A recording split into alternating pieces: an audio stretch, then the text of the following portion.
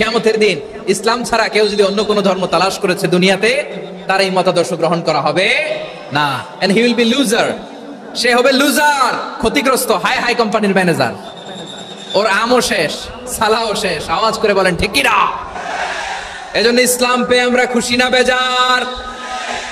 প্রত্যেক নামাজ শেষে আমরা আল্লাহরে বলি, আল্লাহ রাদিতু বিল্লাহি রাব্বা ওয়া বিল ইসলামি দীনা ওয়া বি মুহাম্মাদিন নাবিয়ান ওয়া রাসূলা। ও আল্লাহ, তোমারে রব হিসেবে পেয়ে আমরা খুশি। ও আল্লাহ, ইসলামকে ধর্ম হিসেবে পেয়ে আমরা খুশি। বিশ্ব নবীকে আমাদের রাসূল পেয়ে আমরা খুশি। ঠিক কিনা বলেন? ইসলাম ছাড়া অন্য কোনো ধর্ম আমরা গ্রহণ করব না। ঠিক কিনা বলেন? আল্লাহর কাছে অ্যাকসেপ্টেড রিলিজিয়ান একটা, সেটা ইসলাম। তো বিশ্বনবী সাল্লাল্লাহু আলাইহি ওয়াসাল্লাম মক্কাতে কিংবা মদিনাতে খুব পিসফুলি এক্সিস্ট করেছেন, যে কোনো ধর্মের সাথে মিলেমিশে চলেছেন। তার প্রমাণ আমরা যদি রাসূল সাল্লাল্লাহু আলাইহি ওয়াসাল্লামের বায়োগ্রাফির দিকে তাকাই, তাহলে দেখব তিনি মুশরিকদের সাথে পিস ট্রিটি করেছেন, শান্তি চুক্তি, পিস ট্রিটি, পিস এগ্রিমেন্ট। আপনারা হুদাইবিয়ার সন্ধির নাম শুনেছেন? আমার লালমনিরহাটের কলিজার টুকরা ভাইরা, হুদাইবিয়ার সন্ধির নাম আপনারা শুনেন নাই? 6ষ্ঠ হিজরিতে বিষ্ণু ইসা ইসলাম মুশরিকদের সাথে এই ট্রিটি করেছেন, চুক্তি। কাদের সাথে? মুশরিকদের সাথে। আমরা তো মুসলমান বসতে পারি না। আমরা দুই মুসলিম ভাই একসাথে বসে চা খেতে পারি না, গল্প করতে পারি না। বিষ্ণু ইসা ইসলাম মুশরিকদের সাথে ট্রিটি করেছেন, হুদাইবিয়ার সন্ধি। এই সন্ধির আগে মক্কা থেকে কেউ মদিনায় যেতে পারে না, মদিনা থেকে কেউ মক্কায় যেতে পারে না। কিন্তু এই সন্ধির পরে ট্রাফিক স্বাভাবিক হয়ে গেল। মক্কার লোকেরা মদিনায় আসতে পারে, মদিনার লোকেরা মক্কায় আসতে পারে। এটাকে বলে সুলহে Hudaybiyyah, the peace agreement of Hudaybiyyah, শান্তি চুক্তি। আমরা পৃথিবীতে এখন অনেক শান্তি চুক্তির নাম শুনি, এগুলো সব the piece treaty of Hudaibiya থেকে কপি করা। আল্লাহু আকবার। তাহলে বিশ্বনবী সাল্লাল্লাহু আলাইহি সাল্লাম তিনি যে শান্তিপূর্ণ সহাবস্থানে বিশ্বাসী ছিলেন, মুসলমানেরা যে অন্য ধর্মের প্রতি সহনশীল, তার প্রমাণ হচ্ছে এই পিস ট্রিটি। এই হাদিস থেকে আমাদের শিক্ষা হলো, আমার প্রতিবেশী যেই ধর্মের হোক আমি সম্পর্ক রাখবো। অসুস্থ হলে যাবো, কি বলেন ভাইরা? যাবেন না? যাবেন না আপনারা? আচ্ছা, 2 নম্বর শিক্ষা হলো, বিষ্ণু ইসা ইসলামের খাদেম ছিল ইহুদি। এতদিন খেদমত করলো, একদিনও বিশ্বনবী ওরা কালিমার দাওয়াত দেয় নাই। কারণ কি? বিশ্বনবী একটা ভালো সময়ের অপেক্ষা করতেছিলেন, প্রপার টাইমিং। দাঈর কাজ হচ্ছে দাঈ ইলাল্লাহ, সে হচ্ছে সুযোগ সন্ধানী। দাঈ সুযোগ খুঁজে, কখন দাওয়াত দিলে ব্যাটে বলে হবে, ঝোপ বুঝে কোপ মারে। ঠিক কিনা বলেন? বিষ্ণু ইসলাম ভালো সময়ের অপেক্ষা করতেছিলেন, দেখি ভালো সময় আসুক আসুক আসুক আসুক। আস্তে আস্তে এমন সময় আসছে, ছেলে এবার মুমূর্ষ। অসুস্থ ব্যক্তির হৃদয় অত্যন্ত নরম থাকে। হসপিটালে যখন কেউ যায়, তার হৃদয়টা বড্ড নরম থাকে, মৃত্যুর ভয়ে তার অন্তরটা নরম থাকে। ঠিক কিনা বলেন? এই প্রপার টাইমিং এর অপেক্ষা করতেছিলেন। যখনই টাইমিং পেয়েছেন, দাওয়াত দিলেন, পড়ো লা ইলাহা ইল্লাল্লাহ, সুবহানাল্লাহ পড়েন সবাই। তাহলে ইসলাম অমুসলিম প্রতিবেশীর সাথে ভালো আচরণ করতে বলে। ইসলাম অমুসলিম মাতা পিতার সাথেও ভালো আচরণ করতে বলে। মাতা পিতা যদি অমুসলিম হয়, তারা ফেলে দিতে পারবেন? পারবেন? আমার লালমনিরহাটের ভাইরা, অনেক হিন্দু ছেলে আমাদের হাতে শাহাদা পড়ে মুসলিম হয়, কিন্তু ওর মা মুসলমান হয় নাই, বাবাও হয় নাই। এরকম আছে না নাই? তো ও হয়েছে মুসলিম, মা বাপ হিন্দু, এখন মা বাপ কি বাদ? হ্যাঁ, মা বাপ বাদ দেয়া যাবে? যেই মা আপনার 9 মাস 8 মাস পেটে ধারণ করলো, আপনার মায়ের নার ছেঁড়া ধন, আপনি ওই মারে বাদ দিতে পারবেন? যে মায়ের বুকের তাজা দুধ খেয়ে আপনি আজকে বাড়ন্ত তাজা তরতাজা, ওই মারে বাদ দেয়া যাবে? মায়ের এক ধারে দুধের দাম, কাটিয়া গায়ের চাম, পাপুষ বানাইলে ঋণের শোধ হবে না। এমন দরদি ভাবে কেউ হবে না আমার মাহা গো। মায়ের এক ধারে দুধের দাম, কাটিয়া গায়ের চাম, পাপুষ বানাইলে ঋণের শোধ হবে না। এমন দরদি ভাবে কেউ হবে না আমার মাহা গো। ঠিক কিনা? মাকে তো বাদ দেওয়া যায় না। وقضى ربك ألا تعبدوا إلا إياه وبالوالدين إحسانا। আল্লাহ বলে, অবধারিত 2টা ভার্ডিক্ট তোমাদের জন্য, এক আল্লাহর ইবাদত করবা আর মা বাবার প্রতি ইহসান করবা। আদেশটা কার? মা বাবার প্রতি এহসান করতে হবে। আমার মা হিন্দু হোক, ভালো আচরণ করতে হবে, বৌদ্ধ হোক, ভালো আচরণ করতে হবে। আমার যে সমস্ত হিন্দু ভাইয়েরা মুসলিম হয়েছে, তোমাদের মা বাবা এখনো মুসলমান হয় নাই, তাদের সাথে ভালো আচরণ করতে হবে। আপনাদের খেদমত নিজে করতে হবে অথবা খেদমতের ব্যবস্থা করাই দিতে হবে। মান্থলি যে খরচ লাগে এটা দিতে হবে। আরে তুমি এখন মুসলিম, তোমার মা বাবা হিন্দু, এখনই তো সুযোগ ইসলামের সৌন্দর্য দেখানো। এখন মা বাবা যদি দেখে আরে এটা হিন্দু থাকতে তো বদমাইশ ছিল, বেয়াদব ছিল, কি এমন ধর্ম সে গ্রহণ করলো যেটা গ্রহণের সাথে সাথে সে পাল্টে গেল? কি এমন ধর্ম সে গ্রহণ করেছে যেটা তার জীবনকে আলোকিত করে দিয়েছে? নসিব ভালো হইলে তারাও কালিমা পড়ে মুসলমান হয়ে যাবে। বিশ্ব ইসলামের স্ত্রীর নাম ছিল আয়েশা রাদিয়াল্লাহু তাআলা আনহা, আবু বকর রাদিয়াল্লাহু তাআলা আনহুর মেয়ে। আবু বকর রাদিয়াল্লাহু তাআলা আনহুর আরেক মেয়ের নাম হচ্ছে আসমা। কি নাম? দুজনই আবু বকর রাদিয়াল্লাহু তাআলা আনহুর মেয়ে, আসমা আর আয়েশা। নাম দুটো কেমন লাগে? আসমা নামটা কেমন লাগে? আয়েশা নামটা কেমন লাগে? সবার ভালো লাগে নাই? নাম দুটো আপনাদের ভালো লাগে? লালমনির হাটে অনাগত যদি কন্যা সন্তান হয়, যদি মনে চায় আসমা রেখে দিতে পারবেন, যদি মনে চায় আয়েশা রেখে দিয়েন। দেশে বিদেশে এয়ারপোর্টে রাস্তাঘাটে শুধু বলে হুজুর একটা নাম দেন, আমার ছেলের একটা নাম দেন, মেয়ের একটা নাম দেন। আমার মনে আছে যশোরের 8 দিনের মাহফিলে আমি একটা দুইটা নাম দিয়েছিলাম। আজকে লালমনির হাটের এই প্রোগ্রামে কন্যা সন্তান যদি হয় দুটা নাম দিলাম, আসমা কিংবা আয়েশা। ইনশাআল্লাহ পড়েন। দুজন বোন, এক মায়ের না, বাবা এক মা দুজন। আয়েশা রাদিয়াল্লাহু তাআলা আনহার মায়ের নাম উম্মে রুমান, আর আসমা রাদিয়াল্লাহু তাআলা আনহার মায়ের নাম কুতাইলা বিনতে আব্দুল উজ্জা। আবু বকর রাদিয়াল্লাহু তাআলা আনহু 4টা বিয়ে করেছিলেন। তো একই ঘটনা ঘটেছে এই ফ্যামিলিতে। আসমা ইসলাম ধর্ম গ্রহণ করে মুসলিমা, কিন্তু তার মা কুতাইলা মুশরিকা।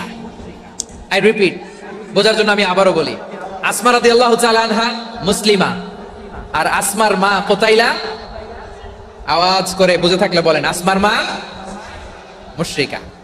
তার মানে মেয়ে মুসলিম, মা অমুসলিম। ভেজাল আছে না নাই? কিন্তু কুতাইলা আর ধৈর্য ধারণ করতে পারে না। নার ছেড়া ধন, কলিজার টুকরা ধন, কলিজার টুকরা সন্তান আসমারে দেখতে বড্ড মন চায়। সাইয়েদনা আসমা রাদিয়াল্লাহু তাআলা আনহা মক্কা থেকে হিজরত করে মদিনায় চলে গেলেন। হুদাইবিয়ার পর যখন মক্কা মদিনার ট্রাফিক স্বাভাবিক হলো, মক্কার লোক মদিনায় যায়, মদিনার লোক মক্কায় আসে। কুতাইলা কলিজার টুকরা সন্তান আসমারে দেখার জন্য কিছু উপহার নিয়ে বিশাল মরুপথ পাড়ি দিয়ে মক্কা থেকে মদিনায় যায়। সুবহানাল্লাহ বলেন। এখন মা আসছে মেয়ের সাথে দেখা করতে, মেয়ে তো আর দেখা দেয় না। মেয়ে ভাবছে আমার মা তো মুশরিকা, অপবিত্রা, তার সাথে কি দেখা দেয়া যাবে? বিশ্ব নবীর দরবারে চলে গেলেন। সুবহানাল্লাহ বলেন। কি সৌভাগ্যবান ছিল তারা, মাসলা জানার দরকার হলেই নবীর দরবারে চলে যেত। ঘরে বউয়ের সাথে ঝগড়া হলে নবীর দরবারে চলে যেত। অনেক সাহাবী বলে আমার পেটে ক্ষুধা লাগলো আমি নবীর কাছে চলে যেতাম, কারণ নবীর চেহারার দিকে তাকালেই আমার পেটের ক্ষুধা মিটে যেত। সাইয়েদনা আসমা রাদিয়াল্লাহু তাআলা আনহা বিশ্ব নবীর কাছে চলে গেলেন, যে বললেন ইয়া রাসূলুল্লাহ, হে ইয়া হাবিবাল্লাহ, ইন্না উম্মি কাদিমাতুন ইলাইয়া ওয়া হিয়া রাগিবা। আমার মা মক্কা থেকে অনেক দূর মরুর পথ পাড়ি দিয়ে উপহার সামগ্রী নিয়ে মদিনায় আমার সাথে দেখা করতে এসেছে গো নবী। আমার জানতে বড্ড ইচ্ছে হয় আমি আমার মুশরিকা মায়ের সাথে একটু দেখা করতে পারবো কিনা। আফা আসিলুহা, আগে যেমনি আমি আমার মায়ের সাথে ভালো আচরণ করতাম, যেমনি আমি আমার মায়ের সাথে সদাচরণ করতাম গো নবী, এখন আমি মুসলিমা, মা মুশরিকা, এখনো কি আগের মতো সদাচরণ করতে পারবো নাকি? বিশ্বনবী বললেন নাম সিলিহা, হ্যাঁ রে আসমা, অবশ্যই অবশ্যই, আগে ঠিক যেমন তুমি তোমার মায়ের সাথে ভালো আচরণ করতে, এখনো তেমনি আগের মতো ভালো আচরণ করবা। আওয়াজ করে পড়েন সুবহানাল্লাহ। কি ইসলাম আমরা পেয়েছি! কত ব্রড মাইন্ডেড আমাদের ইসলাম, কত ওপেন মাইন্ডেড ইসলাম, কত ওপেন আপ করতে পারে, চিন্তা করতে পারেন।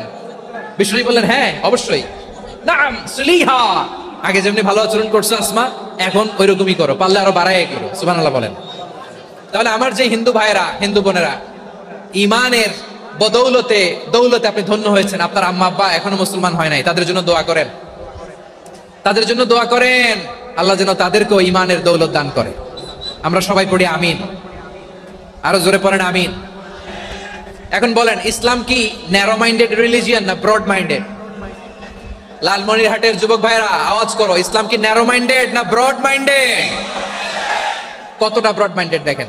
বিশ্বনবী সাল্লাল্লাহু আলাইহি সাল্লাম অমুসলিমরা যদি নবীকে উপহার দিত, ওই উপহারও বিশ্বনবী গ্রহণ করতেন। সুবহানাল্লাহ পড়েন।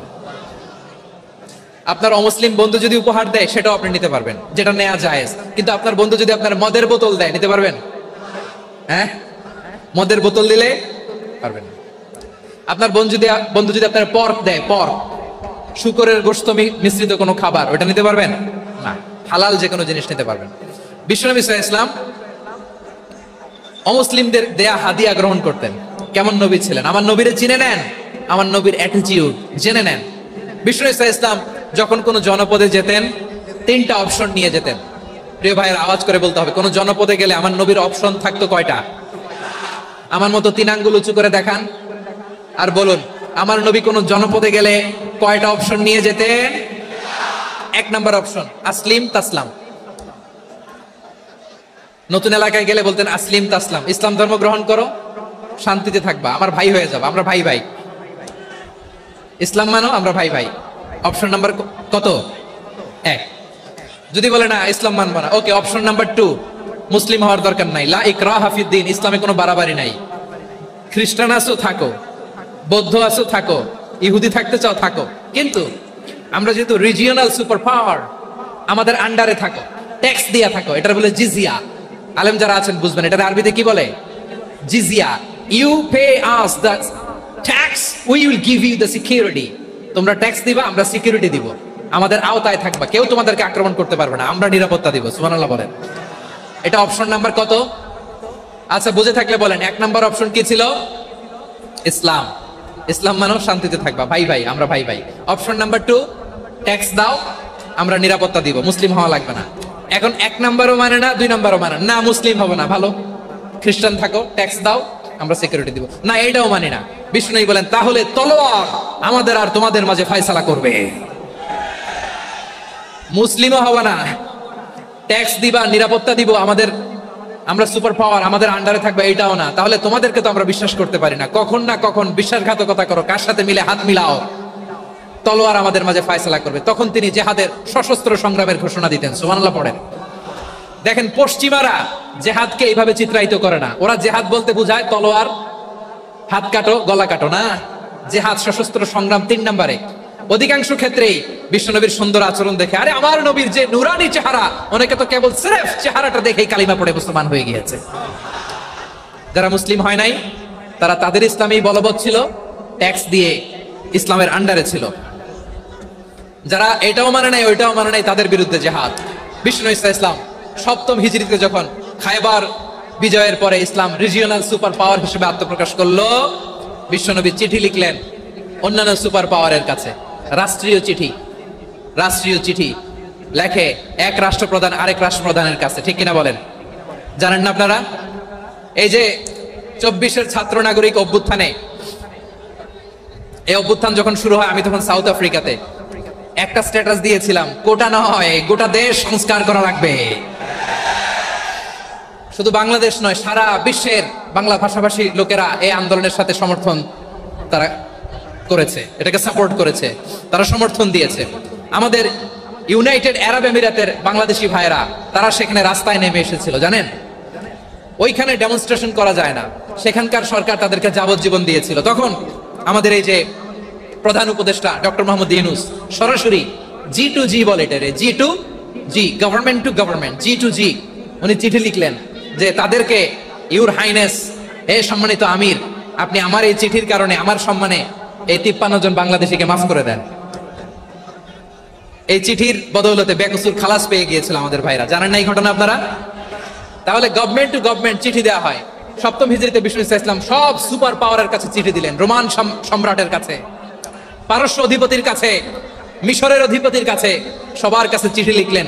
চিঠির ভাষা ছিল এরকম, মিন মুহাম্মাদিন রাসূলিল্লাহ ইলা মুকাওকিস আযীমিল কিবত, মুহাম্মদ রাসূলুল্লাহর পক্ষ থেকে মিশরের বাদশার কাছে, আসলিম তাসলাম, ইসলাম মানো, শান্তিতে থাকবা, সালামুন আলা মান ইত্তাবাআল হুদা, শান্তি তার জন্য যে হেদায়েতের অনুসরণ করে। সুবহানাল্লাহ পড়েন। তো এই চিঠি অনেকে ভালোভাবে রিসিভ করেছে, অনেকে এই চিঠি পাওয়ার পরে নবীর কাছে আবার ইন রিটার্ন উপহার পাঠিয়েছে। কি পাঠিয়েছে? উপহার। মিশরের বাদশা মুকাউকেস তিনি বিশ্বনবীকে বিশাল এক উপহারের ডালি পাঠিয়েছেন। মিশরের বাদশা মুকাউকেস ছিলেন ধর্মে খ্রিস্টান। লালমনিরহাটের ভাইয়েরা আওয়াজ করে বলেন, মিশরের বাদশা ধর্মে কি ছিল? খ্রিস্টান। কি উপহার দিয়েছিল আমার নবীকে? শুনতে মনে চায়? আওয়াজ নাই লালমনিরহাটের গলায়, শুনতে মনে চায়? 1000 স্বর্ণ মুদ্রা, 1000 স্বর্ণ মুদ্রা। দুইটা খ্রিস্টান দাসী, একজনের নাম মারিয়া বিনতে শামাউন আল কিবতিয়া, আরেকজনের নাম সিরিন বিনতে শামাউন আল কিবতিয়া। একজন খ্রিস্টান দাস 20 থান কাপড় জামা বানানোর জন্য, আমরা নবী যেন সেলাই করে জামা বানাতে পারে এজন্য 20 থান কাপড়, 20 থান ফাইন গার্মেন্ট, সুবহানাল্লাহ বলবেন না? এরপরে একটা গাধা যেটার নাম ছিল উফাইর, আর একটা খচ্চর এটার নাম ছিল দুলদুল। খচ্চর চিনেন? গাধা আর ঘোড়ার ক্রসিং এ যে প্রাণীটা দুনিয়াতে আসে সেটার খচ্চর বলে। তো এই যে সুপার পাওয়ার খ্রিস্টান বাদশার কাছে নবী চিঠি লিখলেন, ওই খ্রিস্টান বাদশা আমার নবীকে উপহার দিল। বিশ্বনবী এই উপহারগুলো সানন্দে গ্রহণ করেছে। সুবহানাল্লাহ পড়বেন না? তাহলে অমুসলিম কেউ যদি আপনাকে উপহার দেয়, হালাল উপহার হলে আপনি গ্রহণ করতে পারবেন। অনুরূপ ভাবে পারস্যের বাদশা রোম সম্রাট বিশ্বনবীকে উপহার পাঠিয়েছেন, আমার নবী সবগুলো উপহার গিফট গ্রহণ করেছেন। সুবহানাল্লাহ বলেন। তাহলে প্রিয় লালমনিরহাট আওয়াজ করে বলুন, ইসলাম কি ন্যারো মাইন্ডেড রিলিজিয়ন না ব্রড মাইন্ডেড? আম্মাজান আয়েশার কাছে মাসালা জানতে চায় মেয়েরা, হে আম্মাজান, অগ্নি উপাসকেরা তাদের ঈদের দিন নওরোজের সময় আমাদেরকে পাখি দেয়, নেওয়া যাবে? উনি বললেন, ওরা জবাই করে দিলে নেওয়া যাবে না, কিন্তু ওরা যদি ফলমূল এরকম খাবার দেয় এগুলো নেওয়া যাবে। তার মানে অমুসলিমদের দেয়া উপহার এটা গ্রহণ করা যায়। সুবহানাল্লাহ বলেন। শুধু তাই নয়, বিষ্ণু ইসলাম অমুসলিমদের সাথে আর্থিক লেনদেনও করেছেন, ফিনান্সিয়াল ডিলিং করেছেন। অমুসলিমদের সাথে প্রয়োজনে আপনি ফিনান্সিয়াল ডিলিং করতে পারবেন। আমরা প্রায় দেখি বাজারের মিষ্টির দোকানগুলো আমার হিন্দু ভাইদের। লালমনিরহাটে মিষ্টির দোকান, দইয়ের দোকান কারা চালায়? হিন্দুরা চালায়। তারপরে যে বারবার শপ, চুল কাটে যে নাপিত, অধিকাংশ নাপিতের দোকানে কারা? আমার হিন্দু ভাইরা। আপনি চুল কাটতে পারবেন কিনা? পারবেন কিনা বলেন? পারবেন। তার দোকান থেকে দই মিষ্টি কিনতে পারবেন কিনা? হ্যাঁ, আমার মুসলিম ভাইয়ের দোকান থাকলে ওইটারে আমি বেশি প্রায়োরিটি দিব, ঠিক কিনা? কিন্তু যদি তাদের সার্ভিস নিতে চান, প্রোডাক্ট নিতে চান, পারবেন। তার দলিল সহিহ বুখারী, আম্মা জান আয়েশা রাদিয়াল্লাহু তাআলা আনহা বলেন, ইশতারা রাসূলুল্লাহ সাল্লাল্লাহু আলাইহি ওয়াসাল্লাম মিন ইয়াহুদিয়িন তুআমান ওয়া রাহানাহু দিরআহু মিন হাদিদ। রাসূল সাল্লাল্লাহু আলাইহি ওয়াসাল্লাম এক ইহুদির কাছ থেকে, কার কাছ থেকে? সবাই বলে নাই কার কাছ থেকে? আমার নবী, পেয়ারা নবী এক ইহুদির কাছ থেকে জব কিনেছিল, জব, বার্লি, যেটা দিয়ে রুটি বানায়। ওই জবের দাম দেওয়ার টাকা পয়সা নবীর কাছে ছিল না, ফলে নবী ওনার একটা পোশাককে মর্গেজ রেখেছিলেন, মর্গেজ, বন্ধক, যে এখন এটার দাম দিতে পারবো না, কয়েক কেজি বার্লি নিয়ে যাই আর বন্ধক হিসেবে আমার জামাটা রেখে গেলাম, যেদিন দাম দিব ওই দিন জামাটা ছুটাই নিয়ে যাও। সুবহানাল্লাহ পড়বেন না? বাকিতে নিছিলেন, বাকিতে। দিরআহু মিন হাদিদ, লোহার তৈরি বর্ম, মানে যুদ্ধের পোশাক, লোহা দিয়ে বানানো। বিষ্ণুনবী বললেন, কয়েক কেজি জব দাও, টাকাটা পরে দিব, এখন টাকা নাই, বন্ধক হিসেবে, মর্গেজ হিসেবে আমার জামা রেখে গেলাম, যখন টাকা দিব জামা ছুটাই নিব। আওয়াজ করে বলতে হবে সুবহানাল্লাহ। এ থেকে বোঝা গেল অমুসলিমদের সাথে ফিনান্সিয়াল ডিলিং করা যায়, অর্থনৈতিক লেনদেন করা যায়, কেনাবেচা করা যায়, প্রোডাক্ট কেনা যায়। এমনকি আমাদের মসজিদে নববীতে বারান্দায় আপনার একটা অটোমেটিক ফ্লাইং আমব্রেলা দেখছেন? সূর্য যখন বাড়ে মসজিদে নববীর বারান্দায় ইয়ার্ডের মধ্যে অটোমেটিক্যালি কিছু আমব্রেলা আছে, শাঁ করে খুলে যায়, আর সূর্যের তাপ লাগে না। আবার সন্ধ্যাবেলায় এই আমব্রেলা গুলো ওরা ক্লোজ করে ফেলে, দেখেন নাই না? দেখছেন? এই মসজিদে নববীকে সর্বোচ্চ উন্নত মানের কনস্ট্রাকশন ইনফ্রাস্ট্রাকচারে ডেভেলপ করার জন্য কর্তৃপক্ষ কিছু অমুসলিম ইঞ্জিনিয়ারের, ডিজাইনারের সহায়তা নিয়েছিল। সুবহানাল্লাহ বলেন। কোন দলিলের ভিত্তিতে? এই দলিলের ভিত্তিতে যে বিষ্ণু ইসলাম অমুসলিমদের সাথেও লেনদেন করেছেন। আওয়াজ করে বলতে হবে আল্লাহু আকবার। শুধু তাই নয়, ইন কেস অফ ইমার্জেন্সি, প্রয়োজনে ইসলামের খাতিরে, ইসলামকে সামনের দিকে এগিয়ে নিয়ে যাওয়ার জন্য অমুসলিমদের সাপোর্ট নেওয়া জায়েজ আছে। সুবহানাল্লাহ বলেন। অমুসলিমদের সাপোর্ট নেয়া, তাদের থেকে অর্থ নেয়া, পলিটিক্যাল সাপোর্ট, পলিটিক্যাল অ্যাসাইলাম নেওয়া জায়েজ আছে। আমাদের অনেক বিশ্ববরেণ্য দায়ীরা আমেরিকায় অস্থায়ীভাবে অ্যাসাইলাম নিয়ে থাকে, নিজের দেশে গেলে ফাঁসিতে ঝুলাই দিবে, যুগ যুগ ধরে দায়ীদের উপরে এরকম অত্যাচার আর নির্যাতন আছে না নাই? মিশরের অনেক দায়ীরা পাশ্চাত্যে যেয়ে থাকে, এই যে তারা পলিটিক্যাল অ্যাসাইলাম নিয়ে থাকে, রাজনৈতিক আশ্রয়, এটা জায়েজ আছে না? এটা যে জায়েজ আছে তার প্রমাণ স্বয়ং বিশ্বনবী সাল্লাল্লাহু আলাইহি ওয়াসাল্লাম পলিটিক্যাল সাপোর্ট নিয়েছিলেন অমুসলিমদের কাছ থেকে। সুবহানাল্লাহ বলেন। খুব মজাদার একটা ঘটনা শুনবেন, আপনাদের আগ্রহ দেখতে পেলেন, হৃদয়টা ভেঙে খান খান। যিনি ঘরের ভেতরে বিশ্বনবীকে সান্ত্বনা দিতেন, ভালোবাসা দিতেন, বাইরে গেলে কুরাইশরা বকাঝকা করে, অত্যাচার করে, কিন্তু আম্মা জান খাদিজা রাদিয়াল্লাহু তাআলা আনহা ঘরটারে এমন শান্তির নীড় বানায় রেখেছেন, এই ঘরের ভিতরে ঢুকলে বিশ্বনবীর কলিজাটা ঠান্ডা হয়ে যেত। এজন্য রব্বুল আলামিন বলেন, খাদিজা, ও আমার বান্দি খাদিজা, জান্নাতে এমন স্পেশাল একটা ঘর আমি তোমার জন্য রেডি করে রেখেছি। ওই ঘরের মধ্যে কোনো আওয়াজ নাই, ওই ঘরের মধ্যে কোনো নয়েজ নাই, ওই ঘরে কোনো বিশৃঙ্খলা নাই। কারণ মক্কার জমিনে আমার নবী কুরাইশদের বিশৃঙ্খলা, নয়েজ আর ঝামেলাগুলোকে উপেক্ষা করে যখন তোমার ঘরের ভিতরে ঢুকতো, ঘরটারে তুমি শান্তির নীড়, ঠান্ডা, নীরব, নিস্তব্ধ, নিঝুম আর শান্তির নীড় বানিয়ে রেখেছো। এজন্য জান্নাতে স্পেশাল একটা শান্তির নীড় আমি তোমারে উপহার দেব। ওই প্রিয়তমা স্ত্রী খাদিজা ইন্তেকাল করলেন, বিশ্বনবীর হৃদয় ভেঙে খান খান। আবার ওনার চাচা আবু তালেব ইন্তেকাল করলেন, যিনি পলিটিক্যাল শেল্টার দিতেন নবীকে। কে দিতেন? আবু তালেবের ভয়ে, বিশ্বনবীর এই চাচার ভয়ে কোনো মুশরিক নবীর গায়ে হাত দেওয়ার সাহস পায় নাই। এখন স্ত্রীও নাই, চাচাও নাই, নবীকে আশ্রয় দেওয়ার কেউ নাই, নবীর চারদিকে অন্ধকার। নবী এখন কই যাবেন? আমার পেয়ারা নবী নতুন স্টেশন খুঁজতেছেন, নতুন দাওয়াতি প্ল্যাটফর্ম খুঁজতেছেন। তিনি যায়েদ বিন হারেসা রাদিয়াল্লাহু তাআলা আনহুকে নিয়ে মক্কার পাশের একটা নেইবরিং সিটি তায়েফে চলে গেলেন। কোথায় চলে গেলেন? লালমনিরহাটের ভাইয়ের আওয়াজ করে বলেন, কোথায় গেলেন? তায়েফে চলে গেলেন দিনের দাওয়াত দেওয়ার জন্য। কি দেওয়ার জন্য? নাকি জমি কিনতে গেছিলেন? জমি কিনতে, দুনিয়ার যশ খ্যাতির জন্য, নিজের কোনো লাভের জন্য? তায়েফবাসীদেরকে জাহান্নামের আগুন থেকে বাঁচানোর জন্য। আওয়াজ করে বলতে হবে, ঠিক কি না? বিশ্বনবী বিশাল মরুপথ, পাহাড়ি পথ পাড়ি দিয়ে তায়েফের মরুজমিনে গেলেন কোরআনের দাওয়াত নিয়ে, ইমানের দাওয়াত নিয়ে। কিন্তু তায়েফের লোকেরা বিশ্বনবীর দাওয়াতকে শুধু প্রত্যাখ্যান করেই থামে নাই, তারা বিশ্বনবীর সাথে অত্যন্ত খারাপ আচরণ করেছে। বিশ্বনবীকে শারীরিকভাবে হেনস্থা করেছে, আমার নবীকে শারীরিকভাবে অত্যাচার করেছে, আমার পেয়ারা নবীর গায়ে পাথর মেরেছে, বিশ্বনবীর গা বেয়ে ঝরঝর করে রক্ত ঝরেছে, নবী জমিনের মধ্যে লুটিয়ে পড়েছেন, আবার মেরেছে, আবার নবী হাঁটতে শুরু করলেন, পেছন থেকে আবার মেরেছে, আবার নবী রক্তাক্ত হয়ে জমিনের মধ্যে লুটিয়ে পড়লেন, আবার মেরেছে। বিশ্বনবীর মতো এত সুশ্রী মানব, বিশ্বনবীর মতো এত শুভ্র মানব, বিশ্বনবীর মতো এমন চমৎকার দেহাবয়ব দিয়ে রব্বুল আলামিন কাউকে বানান নাই।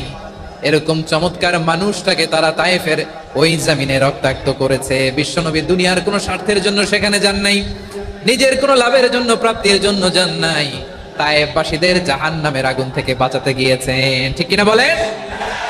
খেয়ে না খেয়ে দিনী প্রচারের কাজে নিজেকে দিয়েছ বিলিয়ে, তায়েফের কাফিরেরা চিনল না সে আলো, দুষ্ট ছেলেদের পিছু দিল লেলিয়ে, পাথরের আঘাতে ক্ষত বিক্ষত হয়ে সারা শরীর থেকে রক্ত ঝরে।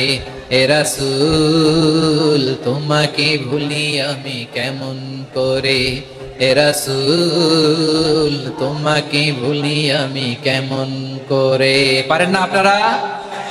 ধরুন আমার সাথে, হাজার ব্যথা বেদনার পরে ফিরে আসনি তুমি আপন ঘরে, দিনের আলো তুমি ছড়িয়ে দিতে চলে গেলে মদিনায় মক্কা ছেড়ে। হে রাসূল তোমাকে ভুলি আমি কেমন করে, হে রাসূল তোমাকে ভুলি আমি কেমন করে। ঠিক কিনা বলে? প্রিয় ভাইরা, তায়েফের ছেলেরা নবীকে রক্তাক্ত করলো। আমার নবী কই যাবে? কই যাবে? মক্কায় জায়গা নাই, তায়েফে জায়গা নাই। তায়েফ থেকে ভারাক্রান্ত মন নিয়ে আমার নবী মক্কায় ফিরে আসলেন। বিশ্ব নবী মক্কায় ঢুকতে পারেন না, মক্কার মরুভূমির দিকে তাকিয়ে, উপত্যকার দিকে তাকিয়ে বিশ্বনবী ধাঁধা করে কাঁদেন, ঝরঝর করে নবীর চেহারা মুবারক থেকে চোখের পানিগুলো বেয়ে বেয়ে পড়ে। আমার জন্মস্থান, আমার শৈশব, কৈশোর, যৌবন কেটেছে এই মক্কায়, আমার এলাকায় আমি ঢুকতে পারি না। বিশ্বনবী মক্কার অনতি দূরে দাঁড়িয়ে জায়েদকে পাঠালেন, জায়েদ যাও দেখো কেউ আমাকে সাপোর্ট করার মতো আছে কিনা, যাও অমুকের কাছে যাও। জায়েদ গেলেন, তারাও প্রত্যাখ্যান করে ফিরিয়ে দেয়। বিশ্বনবী বললেন যাও অমুক লোকের কাছে যাও, তিনিও প্রত্যাখ্যান করে ফিরিয়ে দিলেন। কেউ বিশ্বনবীকে আশ্রয় দিতে রাজি হয় না। নিজ জন্মভূমিতে বিতাড়িত বিশ্বনবী, সর্বশেষ বিশ্বনবী বললেন যাও মুতঈম ইবনে আদির ঘরে যাও। মুতঈম ইবনে আদি মুশরিক, তার কাছে যাও। গেলেন, মুতঈম ইবনে আদি রাজি হয়ে গেল। সুবহানাল্লাহ বলেন। দেখেন অনেক বিপদের সময়ও আমি নিজে সাক্ষী, সামাজিকভাবে রাজনৈতিকভাবে কত ঝঞ্ঝা, কত ষড়যন্ত্র, কত কনস্পাইরেসি পাড়ি দিয়ে আমাদেরকে সামনে এগিয়ে যেতে হয়। এই শত্রুদের ভেতরেও একজনকে দাঁড় করিয়ে দেয় যে আল্লাহর কোরআনের জন্য রেডি হয়ে যায়। করেন সুবহানাল্লাহ। মুতঈম ইবনে আদি, আল্লাহ তার মনকে নরম করে দিলেন। মুতঈম বলে মুহাম্মদ আমি তোমাকে আশ্রয় দিব। তার দুই ছেলেকে পাঠালেন, যাও খোলা তলোয়ার নিয়ে, স্কট দিয়ে, গার্ড অফ অনার দিয়ে মোহাম্মদকে মক্কায় ঢুকাও, আর বলো আমি আমান দেব। আমান কি দিব? আমান মানে সিকিউরিটি, নিরাপত্তা। সিকিউরিটি ছাড়া, আমান দেওয়া ছাড়া কেউ থাকতে পারতো না মক্কায়। দুই ছেলে বিষ্ণু ইসা ইসলামকে নিয়ে আসলো। নবী কাবার চারদিকে তাওয়াফ করলেন, নামাজ পড়লেন। আবু জাহেল, উতবা, শাইবা, ওয়ালিদ ইবনে মুগীরা সবাই দেখে, কেউ কিছু করতে পারে না। কারণ মুতঈম ইবনে আদি ঘোষণা দিয়েছেন আমি মুহাম্মদকে আমান দিয়েছি, মুহাম্মদের গায়ে যেন কেউ স্পর্শ না করে। আওয়াজ করে পড়েন সুবহানাল্লাহ। নবীর এই বিপদ কালে মুহূর্তে মুতঈমের হৃদয়টারে নরম করে দিল কে? আচ্ছা লালমনিরহাটের ভাইরা বলেন, এই মুতঈম কি মুসলিম ছিল না মুশরিক? সবাই বলতে হবে মুসলিম না মুশরিক? তাহলে মুশরিকের কাছ থেকে নবী পলিটিক্যাল অ্যাসাইলাম, আধুনিক রাষ্ট্রবিজ্ঞানের ভাষায় পলিটিক্যাল অ্যাসাইলাম, যেটাকে বলে রাজনৈতিক আশ্রয়, উনার আমান বা নিরাপত্তার এই ঘোষণায় তিনি মক্কায় ঢুকলেন। যতদিন নিরাপত্তা ছিল ছিলেন। মুতঈম যখন মারা গেল, বিষ্ণু ইসলাম হিজরত করে মদিনায় চলে গেলেন। সুবহানাল্লাহ। কিন্তু মুতঈম যে বিশ্বনবীর উপকার করছে এটা বিশ্বনবী ভুলে নাই। আমাদের অনেকে আছে উপকার করার পরে আর খেয়াল থাকে না, খাওয়ার পরে গলা দিয়ে নামলে আর খেয়াল থাকে না। এরকম আছে না নাই? আমার নবী ভুলে নাই। বদরের প্রান্তরে 70 জন কাফেরকে যখন বন্দী করে বিশ্বনবীর সামনে হাঁটু গেড়ে দাঁড় করানো হলো, বসানো হলো, 70 জন কাফের। কয়জন? বিশ্বনবী তাদের দিকে তাকিয়ে বললেন, সহিহ বুখারীর বর্ণনা, লাউ কানাল মুতঈম ইবনে আদি হাইয়ান সুম্মা কাল্লামানি হাউলাইন নাতনা লা তারাকতুহুম লাহু।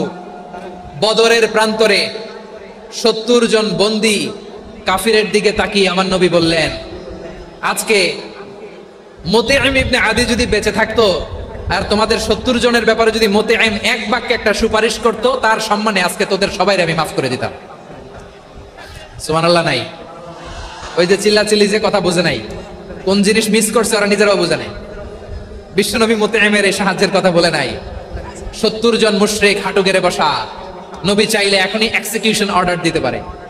তিনি বললেন আজকে যদি মুতঈম বেঁচে থাকতো আর মুতঈম যদি তোদের জন্য সুপারিশ করতো, এই আবর্জনাগুলোর ব্যাপারে সুপারিশ করতো, আমি মুহূর্তেই তোদেরকে এমনি মাফ করে দিতাম। এবার বলেন ইসলাম কি ন্যারো মাইন্ডেড না ব্রড মাইন্ডেড? শুধু তাই নয়, যাকে যে সম্মান দেয়ার আমার নবী দিতেন, হোক আস্তিক হোক নাস্তিক, হোক মুসলিম হোক অমুসলিম। বিষ্ণু ইসলাম যখন রোমান সম্রাটের কাছে চিঠি লিখেছেন, আমার প্রিয় লালমনিরহাটের ভাইরা অল্প কয়েক মিনিট কয়েকটা জরুরি কথা বলবো, এদিকে তাকান, এদিকে তাকান। রোমান সম্রাটের কাছে বিশ্বনবী যখন চিঠি লিখলেন মিন মুহাম্মদ রাসূলুল্লাহ ইলা হিরাকলা আযীমির রোম, মুহাম্মদের পক্ষ থেকে হিরাক্লিয়াসের কাছে, যিনি হচ্ছেন আযীমির রোম। এটা নবী নিজ থেকে বানায় লিখছেন অতিরিক্ত সম্মান দিয়ে। কোন রাষ্ট্রপ্রধান যখন আসে তাদেরকে আমরা কি বলি জানেন? তার নামের শেষে HE এটা লিখতে হয়, H.E. মানে হিজ এক্সেলেন্সি। কি লেখে? হিজ এক্সেলেন্টি অথবা ইউর হাইনেস, ইউর ম্যাজেস্টি। দেখেন বিশ্বনবী সাল্লাল্লাহু আলাইহি ওয়াসাল্লাম সব নবীদেরও নবী, তিনি একজন মুশরিক খ্রিস্টান সম্রাট রোমান সম্রাটের কাছে চিঠি লিখতে যায়, লিখতেছে ইলা হিরাকলা আযীমির রোম, হিরাক্লিয়াসের কাছে আমার চিঠি, যিনি রোমের আযীম, হিজ হাইনেস, মানে রোমের অনেক সম্মানিত এক বাহাদুর। আওয়াজ করে বলেন সুবহানাল্লাহ। তার মানে যাকে যে সম্মান দেয়ার এটা বিশ্বনবী দিতেন। এমনকি যে ইহুদিরা ভালো ছিল, এই ইহুদিদেরও প্রশংসা করেছেন বিশ্বনবী মুহাম্মদুর রাসূলুল্লাহ সাল্লাল্লাহু আলাইহি ওয়াসাল্লাম। এক ইহুদির প্রশংসা করেছেন বিশ্বনবী। ইহুদির কার? কার? আমি তো আমার ভাইয়ের প্রশংসা করি না, আমি তো এক আলেম আরেক আলেমরে স্পেস দেই না, আমি তো এক দায়ী আরেক দায়ীর সাথে বসতে চাই না। আমার নবী ইহুদির প্রশংসা করে। কার প্রশংসা? ওই ইহুদির নাম ছিল মুখাইরিক। সিরাত গ্রন্থ ঘাটলে পাবেন। তিনি বলেছেন মুখাইরিক খাইরু ইয়াহুদ, Mukhayriq is the best of the Jews. জুইশদের মধ্যে সে সবচেয়ে ভালো। কেন প্রশংসা করলেন তার? এর কারণ মদিনা চার্টারে কথা ছিল সব ধর্মের মুসলিম মুশরিক ইহুদিরা মিলে মদিনাকে রক্ষা করবে। কিন্তু তৃতীয় হিজরিতে যখন উহুদের যুদ্ধ শুরু হলো, সবার কথা ছিল যেই আক্রমণ করে আমরা মদিনাকে বাঁচাবো। কোন শহরকে বাঁচাবো? মদিনাকে। কিন্তু কুরাইশরা যখন অ্যাটাক করলো, ইহুদিরা আর আসে না, ইহুদিরা আর বেরোয় না। বিষ্ণু বললেন, ওহে ইহুদিরা, তোমরা না চুক্তি করলে আমার সাথে যে মদিনা বাঁচাতে সবাই ঝাঁপিয়ে পড়বো, আসো।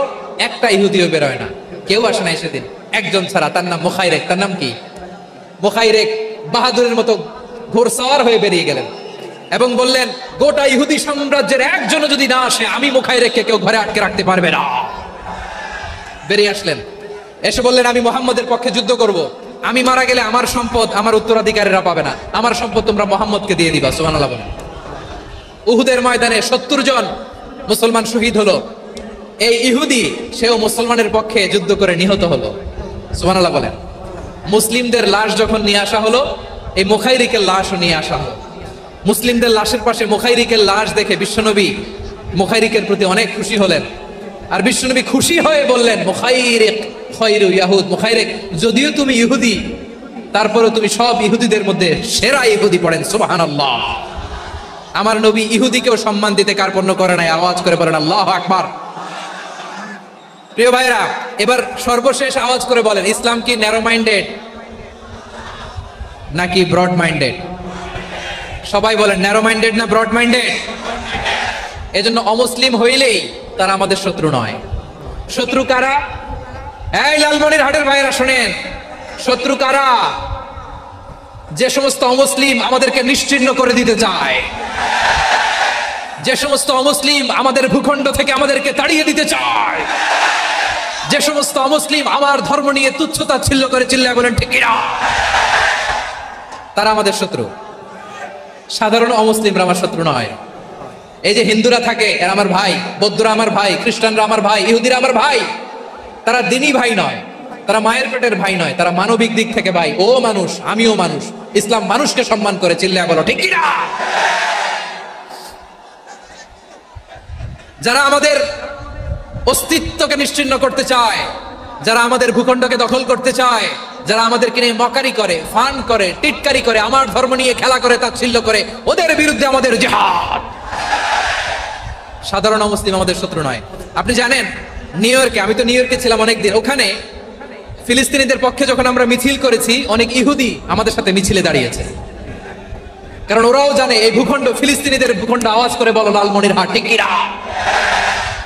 ইসরায়েলের রাজধানী খোদ তেল আবিবে অনেক ইহুদিরা বেঞ্জামিন নেতানিয়াহু তার বিরুদ্ধে মিছিল করেছে।